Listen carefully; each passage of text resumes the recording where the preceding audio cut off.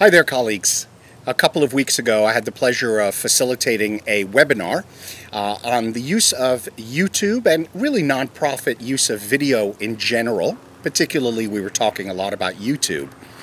Anyway, I'd like to answer some of the questions that came up during the webinar that we weren't able to get to in such a short 1 hour time period. So the first question was, how do you get signed up? Well, if you go to youtube.com, you'll notice in the upper right-hand corner of the menu, you should be able to get signed up that way. It's a fairly painless and simple procedure, doesn't take long at all, so go for it. Is it hard to get set up with YouTube Nonprofit? You know, it's not that difficult. The procedure is fairly simple. There are a couple of forms you have to fill out online.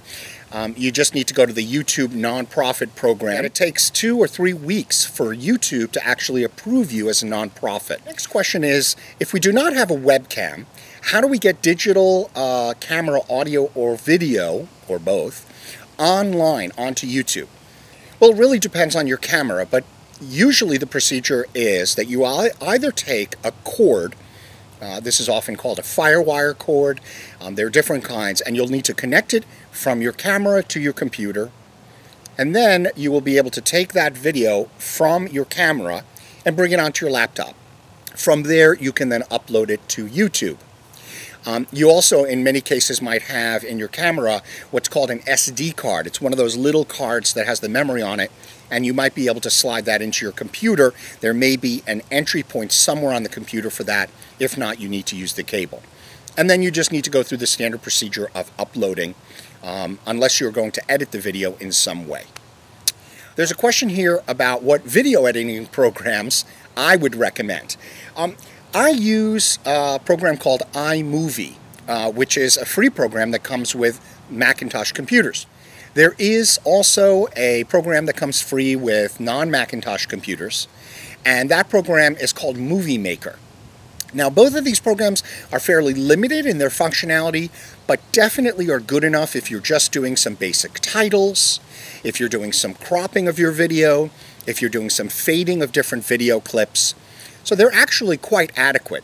Once you've gone through the process of editing your video, you'll then save it, and then you will be able to upload that file to YouTube. There's a question about how to delete video from YouTube. Fairly simple procedure. When you're in your YouTube page with all of your videos, you'll have the ability to list the videos. And once you've done that, you'll notice that there's a set of menu items related to each video.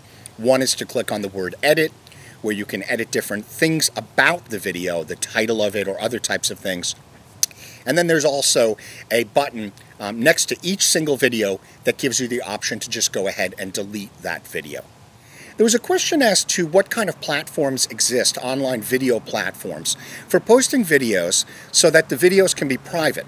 I want to clarify that YouTube actually gives you the functionality for privacy.